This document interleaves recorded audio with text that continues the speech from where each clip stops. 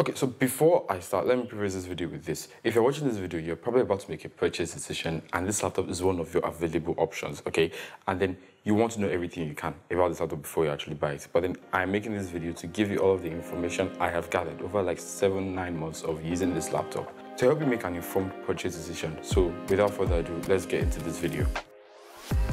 So this is the box laptop came with. For confirmation, this is the FX505D.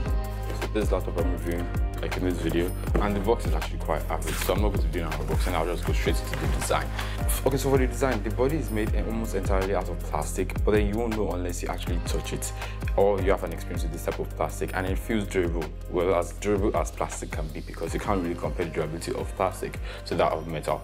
So now it is covered in this brush finish, both on the inside and on the outside, but not at the bottom. The hinge is actually quite rigid. It opens to like about 150 degrees, which isn't much of a deal, but then you'd only notice when you want to use your computer on your table that you usually sit on, but then you won't stand and use your computer. But then it also passes the one-hand opening test, which is actually something good if you're actually into that. I don't know, some people don't really care about it, some people care. So if you are into that, it works for that. Okay, when you open it up, you notice that the bezels are actually quite thin, which is actually beautiful to look at. But the chain and then the forehead, the bezel at the top is actually quite bigger than the ones on the side. The one at the top is bigger. I assume it's bigger because of the camera, the webcam, the antenna, and then the microphones, the Wi-Fi antenna, and then the microphones. And the bezel at the bottom is actually just big. This is thick. It has logo ASUS on it, and it's just thick. So if that deters you, I don't see why it does, but then if it does, it does. The keyboard layout is actually quite unique. I love the keyboard layout. It has a full-on number pad, everything is there, and then the arrow keys are full-size. Even though you end up with protruding arrow keys, I still prefer this layout over the other layouts where you have to squeeze the up and down arrow key, because I use the arrow keys a lot, so that's something useful for me. Now, typing on this keyboard is not an issue. The layout I have here is the German keyboard layout, and then some of the issues that I would have will not apply to you, but then if you get this in the US keyboard layout, that's actually just fine. For RGB lighting, all of the buttons have the same color. You can customize the colors, yes, but then everything will have the same exact color, except for the WSD keys, which are actually transparent from the beginning. So the color might seem a bit different on it, but like it's still the same shade of red or green or blue, whatever you decide whatever you want it to be. Now, I did notice that there is a bump on the W key, which I feel like is supposed to provide tactile feedback whenever you're trying to find your way around the keyboard. But then, as a gamer, I already know where the WSD keys are, so I don't really need that feedback. But it might be useful for some people who are just starting out to gaming.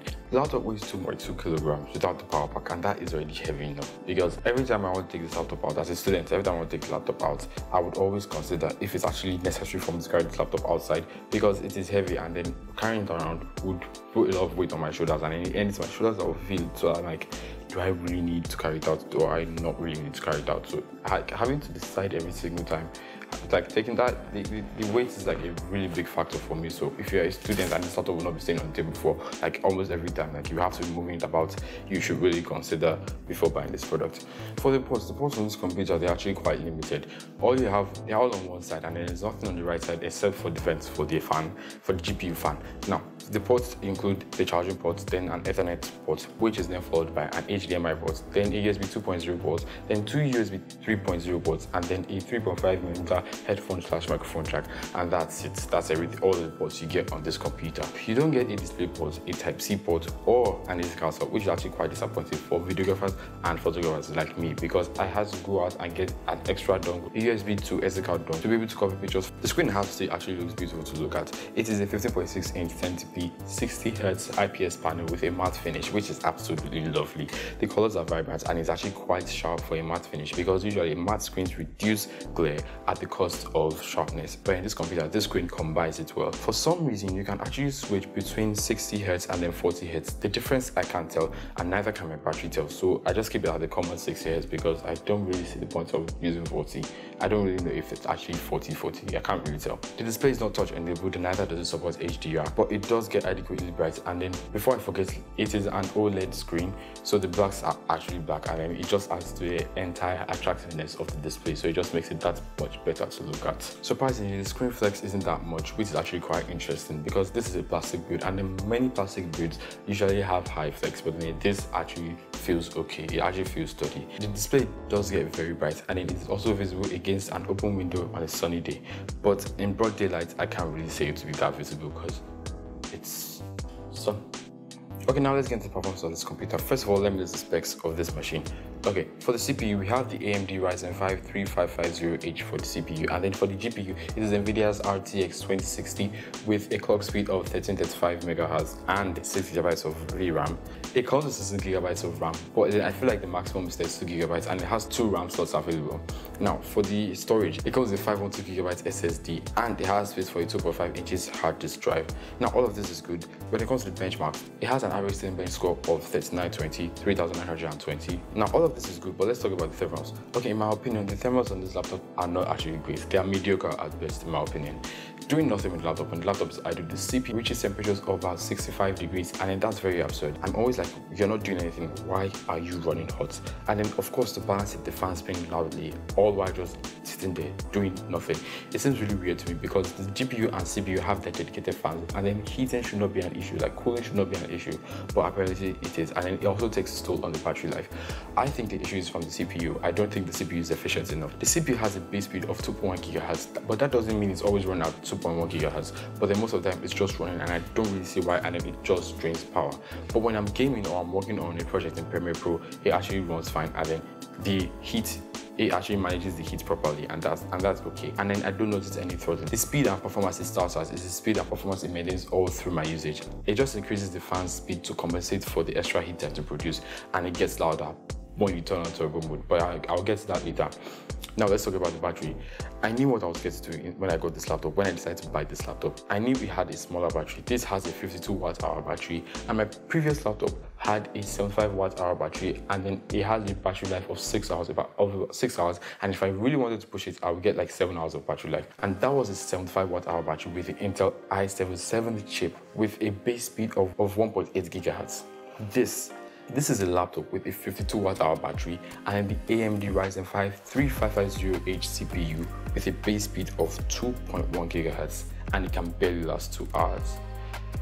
The difference is mind-blowing, to be honest. But looking deeper into it, I realized it's all tied to power management. Of course, the CPU has its hand in it, but then the power management of the other things is just actually quite annoying. On the previous laptop, like this one, both the GPU and then the CPU have their own fans, their dedicated fans. But then on the previous laptop, the GPU fan would always be turned off unless the GPU is actually active. That's the dedicated GPU, unless it's actually active. But then on this laptop, both fans are always running at every single time, at every interval, and it doesn't really make sense, to be honest. Laptop fans actually consume a lot of power, and then if you can turn off one fan and then leave one fan on and the computer will still be running fine, you should. But then I do not understand why they decide that, oh wow, let's leave both fans running. I thought they would fix it with an update or something like that, but then nothing happened.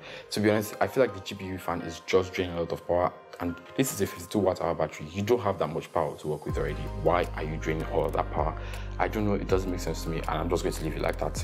But one thing I actually noticed that the battery is actually fast when it comes to charging. It charges from 0 to 100% in about 2 hours, like let's say 1 hour, 40 minutes, and then it's 100%. Like, so that's this. So like it goes down fast and it comes back up fast, but it's still a bad battery, so Moving on, the touchpad is actually cool. It responds on time, and then it feels smooth. Even when you apply pressure on it, when you're dragging to drop, it actually still feels smooth. You don't get dedicated left and right click buttons, but then every time you click outside the space that is dedicated for the right, it counts as a left click, so like you should notice that. So the speakers here are actually quite typical, like a normal laptop. Like it has tinny audio and then it lacks a thumping bass, but then it's actually loud enough to be louder than the fans in performance mode. I can't really say for turbo because I always use headphones with this laptop because I prefer better audio, so that's that. Okay, now let's move on to the OS, and that's everything about the hardware. Let's move on to the OS, the operating system. So I'm going to be talking about pre-installed software or software that should be installed already before you buy the laptop. So basically, gaming laptops, they usually have this custom software made by the manufacturers to help you optimize your gaming laptop to the best, at least the best you can. And I feel like this software should be pre-installed already, but then it wasn't pre-installed for me. Maybe to be pre-installed for you, who knows? But then the one for ASUS TUF Gaming laptops, it's called Armory Crate, and then it gives the ability to change your fan speed based on profiles. There's silence, there's performance, and then there's turbo mode. Well, silent, just as the name implies, it reduces your computer's performance. It reduces your computer's performance to reduce the amount of heat it produces, to make it, reduce the noise the fans make. While performance just keeps everything balanced and stable, but doesn't really push your computer to the edge. And it also still tries to manage the noise it produces. But then when it comes to turbo, the fans go on full blast.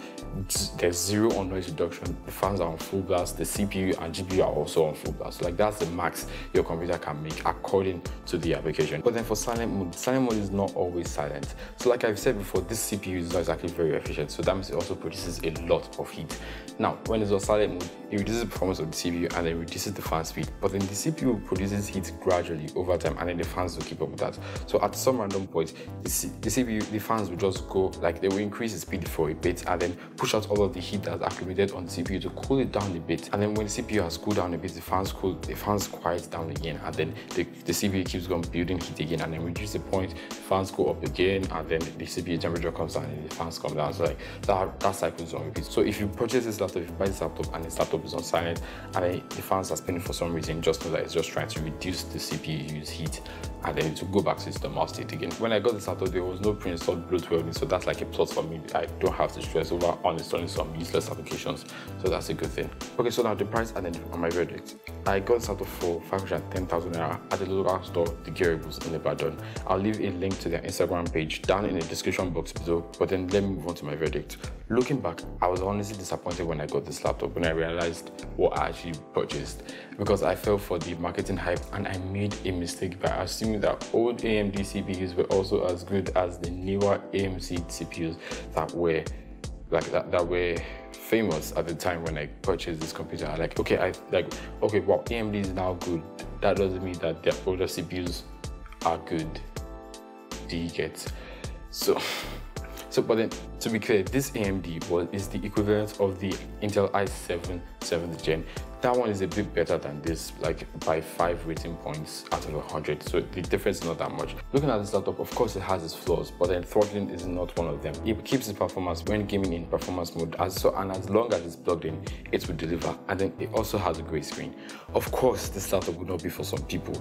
Definitely, when it comes to the weight, the noise, and then the battery capacity, it would definitely not be for some people. Those are the major things that I do not like about this computer. But then if you have relatively stable electricity and you have good headphones, and then you are fine with every other thing I've mentioned in this video, you can get this laptop.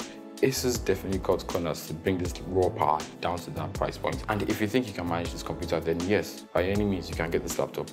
This isn't the laptop that is trying to serve everyone. I feel like those who don't really care about battery or noise, because the laptop is going to be plugged in anyway, and then you are going to have headphones to cancel out the noise. Yeah, no problem, you can get this laptop. In my opinion, this laptop, it is unrefined but manageable. That's why I consider it to be an unfinished product, to be honest.